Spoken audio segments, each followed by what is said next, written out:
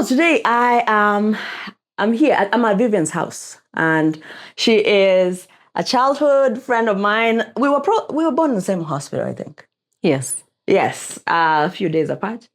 We've been friends forever. It's kind of funny how like we lose touch and then we we find each other again. And some of you may have heard me talk about Vivian, and oh man, we've had quite the life. I know. Yeah.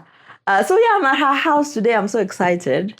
I've been looking forward to having her on camera, finally, just to chat and share a few of our experiences together and some of really, really life-changing experiences that we've had. And so I'm going to let Vivian introduce herself, and then we will chat more. Vivian. My name is Vivian. Cece's childhood friend and a mother of two, Nadia and Naila.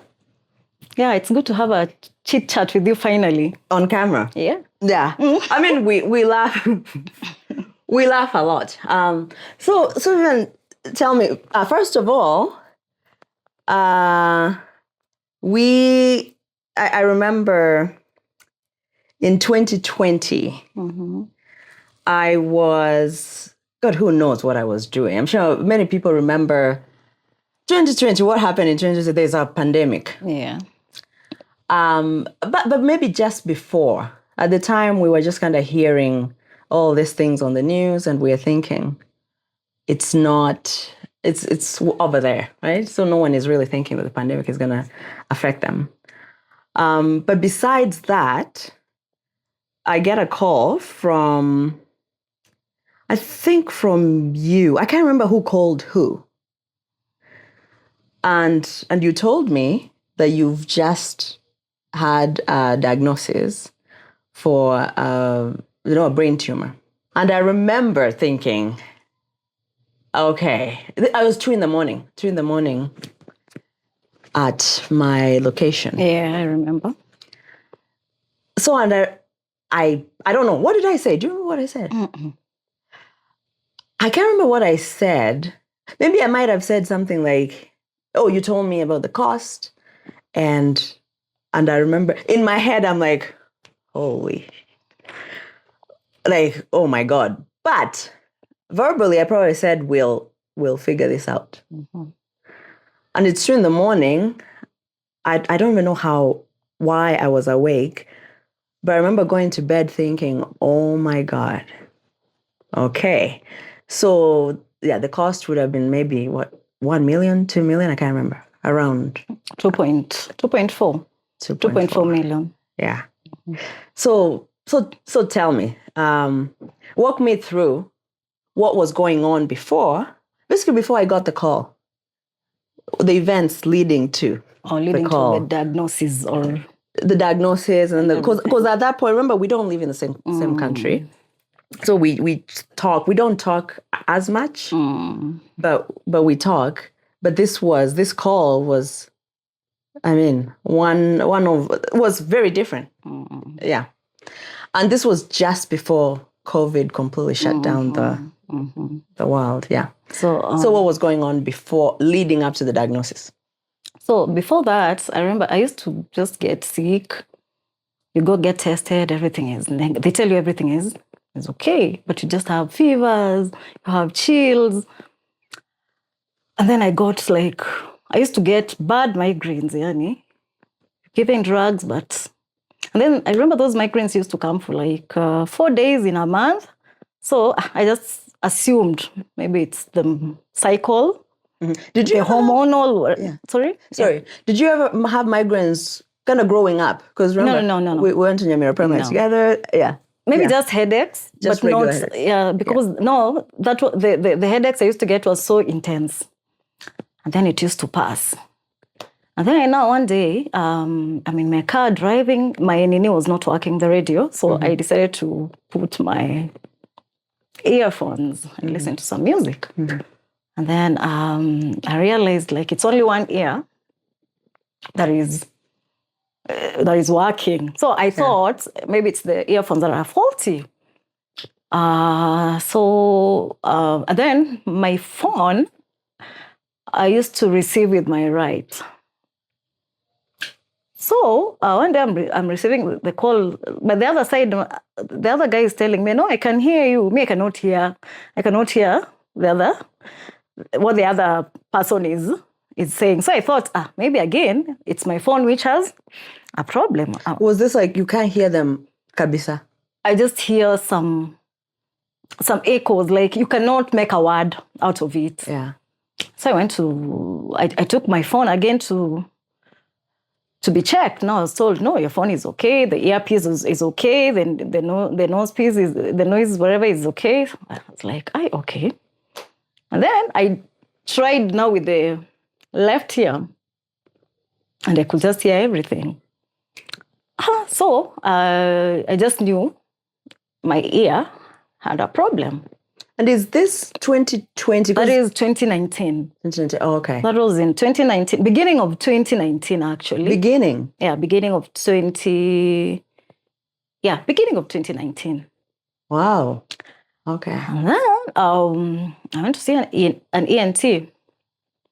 Told me maybe I had a flu. Maybe I used to cough a lot. Yeah. So that might have affected it's just an so I was just given antihistamines and ear drops. I was told to go home. Yeah. I went back after some time. So I told the ENT, I have migraines, like I have migraines that just can't go away. And then I was staggering. And then I remember I didn't even realize I was staggering. So two of my friends pointed out, like, hey, Viv, you're staggering. Like you're drunk. Yeah, like, kwani umekunywa? Like, that's in the morning. Okay. Okay. Like, I'm like, no. And Viv, I think you're staggering. I just assumed.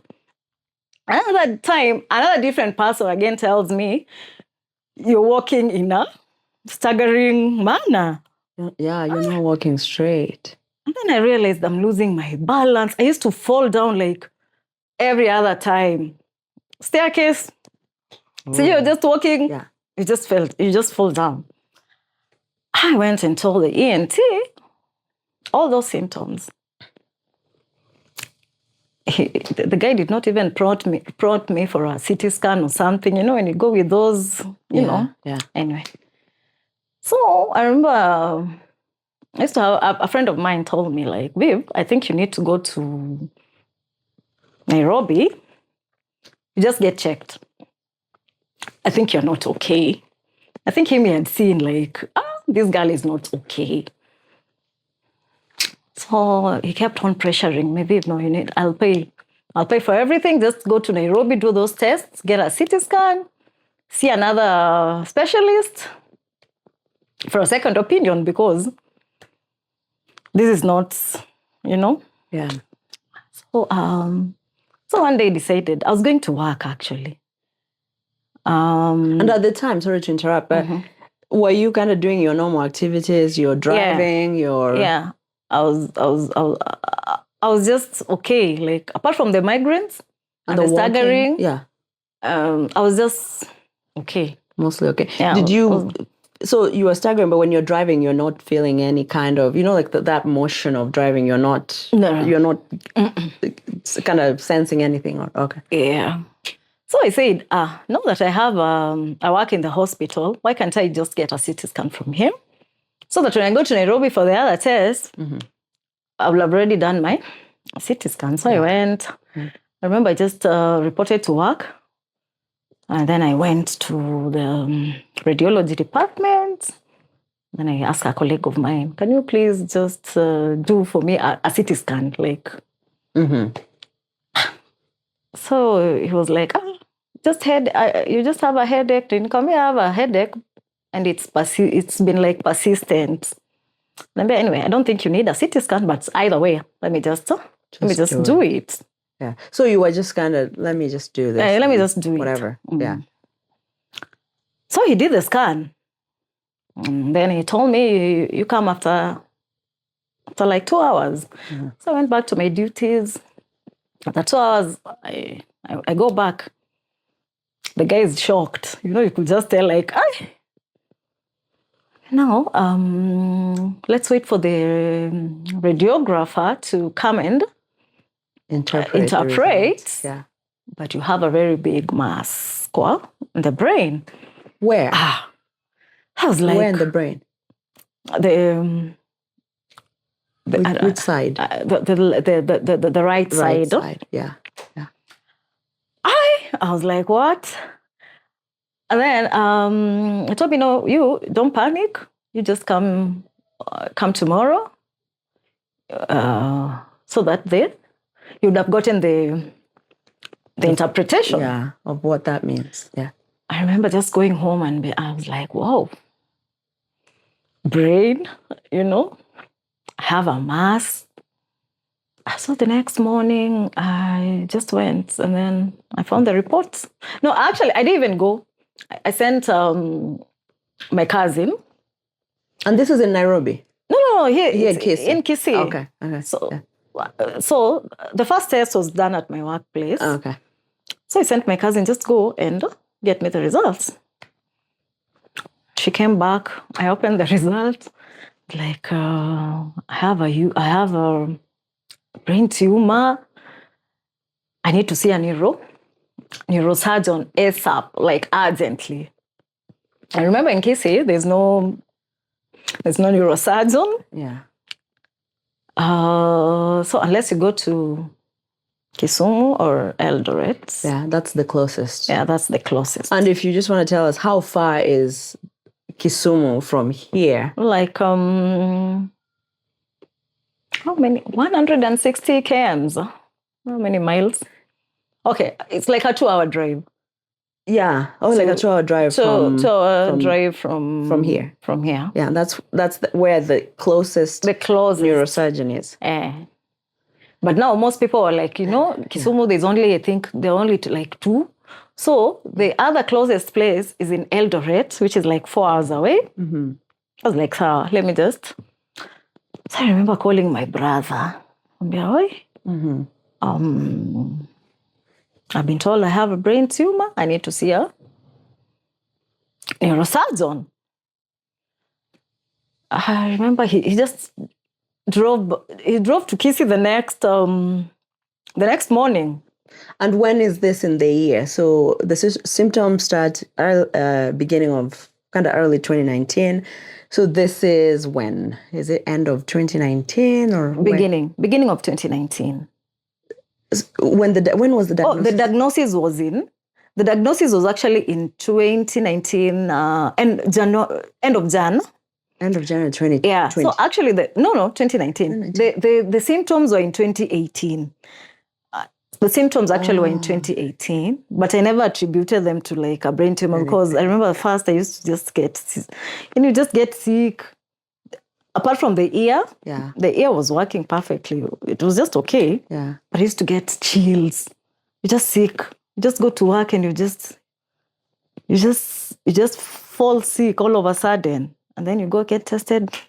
Yeah. So like, everything is okay. You just maybe given some drugs and that's it. And then it kept on recurring. Mm-hmm. So yeah. So the diagnosis now, your brother is on his way. When is this? Is it end of 2019 then? No. That was after the diagnosis, which was in beginning of 2019. No, 2019. Mm-hmm. 2019 Jan. That was when I got the diagnosis. In beginning of 2019? Beginning of 2019. So you have the diagnosis that you have a brain tumor now. And you should go see neurologist. A neurosurgeon. ASAP. Mm. Okay, so your brother... So my brother came. Yeah. I was like, no, you need to go to...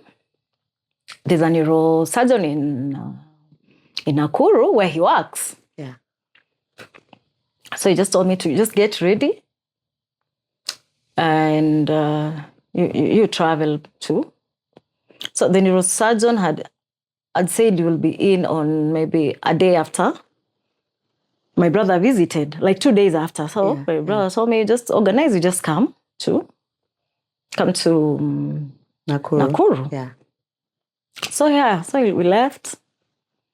I went and saw the neurosurgeon. We did the test again, the MRI now. Okay, the first one was a CT scan. First one was a CT scan. Yeah. We did the MRI, same diagnosis again. Okay. Yeah. So I was like, now we can do it in a public hospital.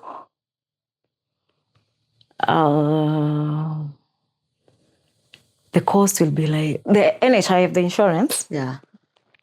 Would cover that. Would cover some money in a public hospital, but then I'll not advise you. Now the neurosurgeon is again telling I'll not advise you to do it in a public. If you're able to just go in a private, that's better because there are some equipments we lack.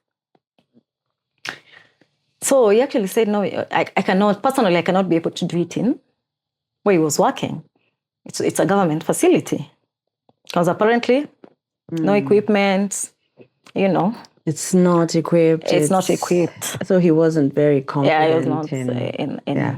So what was his demeanor, like his body language? Like, did you see, was he, we do this all the time, or was he almost afraid for you? No. He was very confident. Very calm.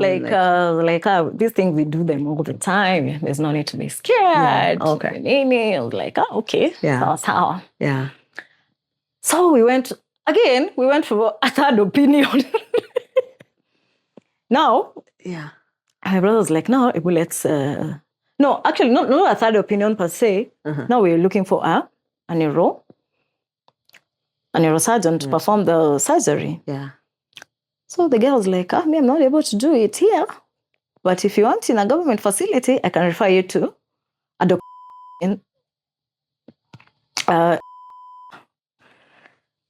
Then apparently, I'd heard about that doctor and the reviews are not so good. I was like, I know. Really? I was like, what were they like? I mean, from relatives and friends, you just hear okay, somebody went for a brain surgery and maybe they never made it. Never came out. Yeah. Or they have, complications, which is normal again for brain surgery. It's normal. Yeah. So those kind of complications. Yeah. I was like,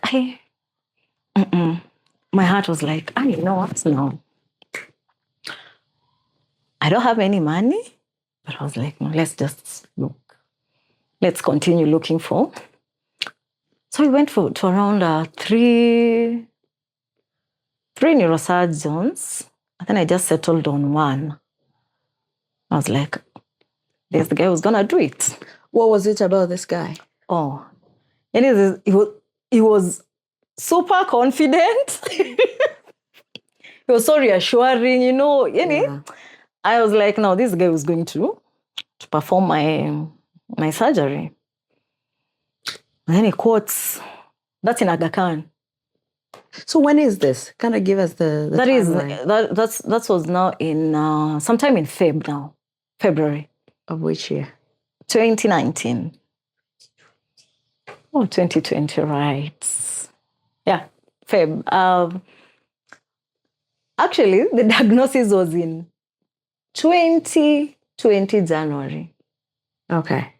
So just to be clear, yes, I was also kind of confused about the timing because the call that I was talking about it was 2020. No, the symptoms came in 2019. 2019. Yes. And then now the diagnosis was in 2020 January. Yeah.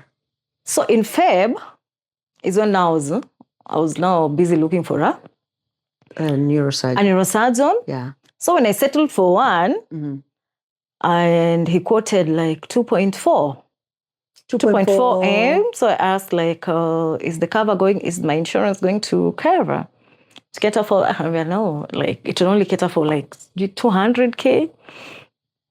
So you have to source for the rest. So 2.4 million shillings. Kenya shillings. Yeah. Wow. Okay. And then, like, I was like, okay, let's try. Let's just ask for a fundraiser. So even before, I guess, and the fundraiser was a whole thing. Mm-hmm. How are you doing at that point? Like, obviously, I'm very passionate about mental health and all that. How, like, what are you thinking? What are you feeling? Because I can't imagine getting up out of nowhere. I guess it's not really out of nowhere because some symptoms seemed normal, a headache here and there, a migraine here and there, but like it's a mass brain tumor. You need an operation right away. How are you feeling? Like, because I don't know what I would do. I think I'll just freeze and crawl into a hole and stay there. So what did you do? Funny enough, Yeah, I was just okay. I froze the first day. I froze. I looked at my kids. My God, I was like, whoa. Now that's when reality hit me. So after that, when I started now, like, let's do this thing. So you got into action mode. No and time. The funny thing, I'm in the medical field. Yeah. But funny enough, I've never encountered somebody who has had a brain tumor surgery. I never knew, most of them don't make it. And if they make it, they live with some complications here and there. And I never So I think that also gave me some confidence. I was like, see, the doctors have reassured me like they're gonna, So I was like, okay. So me, I was very hopeful. I was like, I was gonna recover well, Yeah. So I did have that anxiety, that panic. No. I never experienced that.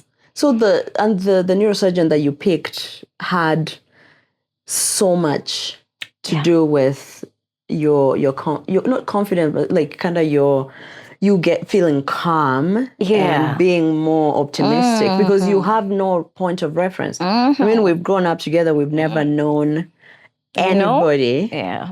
The most I remember from childhood would be there was a kid that had leukemia and unfortunately she died. Like that's the most like unusual thing that I remember. So like brain tumor.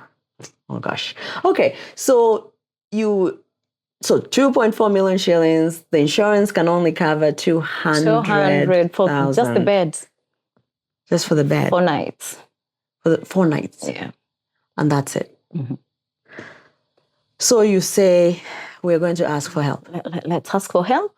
Whatever remains now, maybe we ask for loans, Yeah. But I was like, no, I'm not gonna do it in a public facility. So I was like, you know what? Yeah. Let's just do it in Aga Khan. So really, the public facility was like just so scary to think. They don't have equipment. Plus, again, the doctors themselves, they don't give you that option, that reassurance. Like, there are bats. Like, oh, and this is a brain. Yeah, this is a brain. I was like, no. Yeah. Let me just. So the NSSF, that's what it's called. Or no, NHI. NHI. Yeah. Sorry. Only 200K. So you in a private facility. In a private facility. But in a government facility, they're gonna. Okay. It's gonna give you like 900 or 800. Yeah. Still not cover everything because you still have. There's a balance. Whether you're in a public or private, you still need to add more money. Not really. In a government. Yeah. In a government facility, it covers everything. Oh, so it would have They told me, covered whatever the cost. it should have, unless now there are maybe other complications or extras, but it was gonna cover.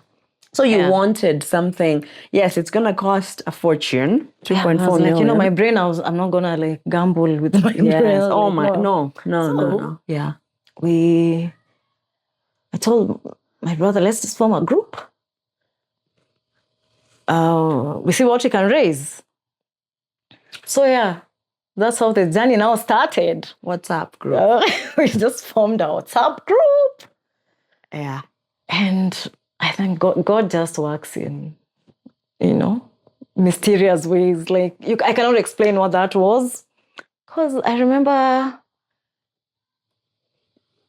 by the next morning, we had, people had already come through, like, we had some money already for the test and for, Mm-hmm. So what was the money going to cover? What did the doctor say? What was the money for besides the operation itself, the surgery itself? What else is included in the bill? And the bill, the doctor's fee, definitely. Yes. The inpatient, like bed and food and just the care. So medication, was that? Medication. Okay. When in the hospital. Yeah.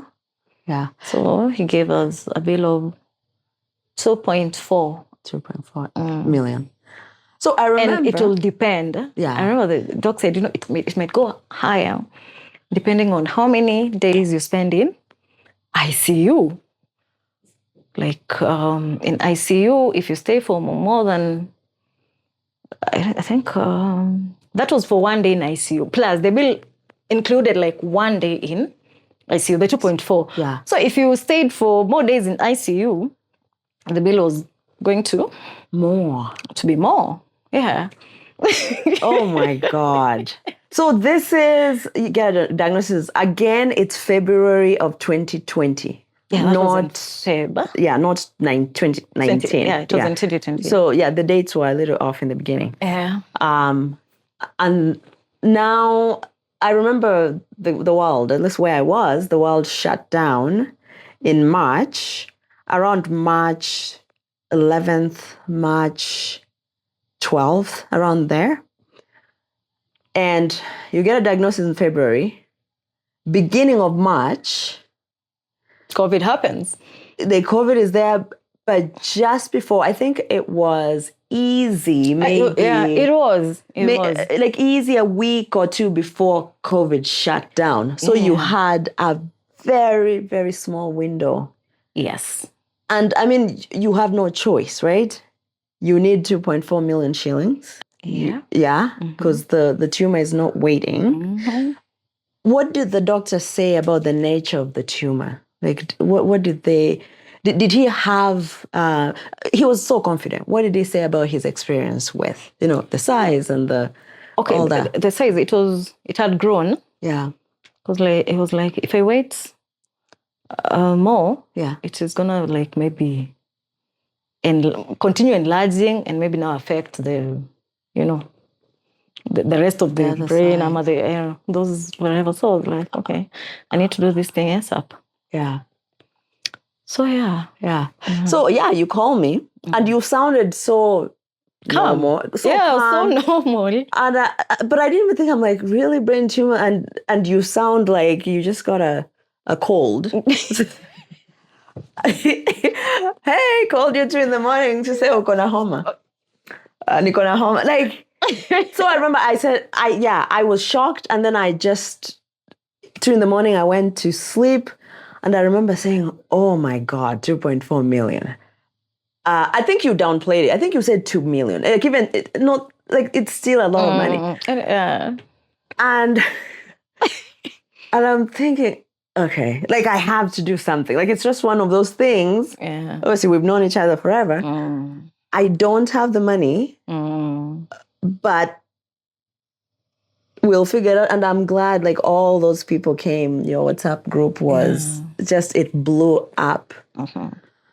So within, was it a week? There was enough money At least 2. Yeah, for the test, like, it was just above and beyond. By the 3rd week, I think even Regina was overwhelmed. You know, at first you had put Regina as the treasurer. Of the group. No, treasurer and to update. I think she got so overwhelmed, like, you know. Now we had to open a pay bill. A pay bill. Number. And, Yeah. And then I remember talking to a friend. I was like, I think the WhatsApp group is going well. You just go with no. Because I was like, maybe we'll not even raise that 2.4. Yeah. No, just go with that Dr. Mogere now. I think the WhatsApp group is doing well. It's like, okay. So just go with the doctor. Yeah, just continue with whatever he's telling you to do, because like now you have to do an MRI again from now the Aga Khan, you know. Yeah. I do some more tests from the hospital, which I'd already done, but you know, they wanted theirs. So yeah. Okay. I did that he gave me a date we're going to do. Yeah. And then I think by that time, we had 3/4 of what you We needed. had the deposit. Yeah. Plus now some money was remaining, and the fundraiser was still going. Yeah. And people were still like coming through. Yeah. Yeah. So that also gave me some confidence. Yeah. Yeah. I mean, there was so much love again and support. What does that tell you about humanity? Because for me, it really renewed. As you know, I live in Canada, and we have free healthcare there, and I'm thinking, I sat there kind of talking to some of my friends and saying, like, that's something she could have just gone in. Like you'll never have known. They don't give you a bill. You don't know. Oh, wow. You just walk in. Really, you would never have known what it costs. Yeah. Yeah. Because even they don't know, because it's covered.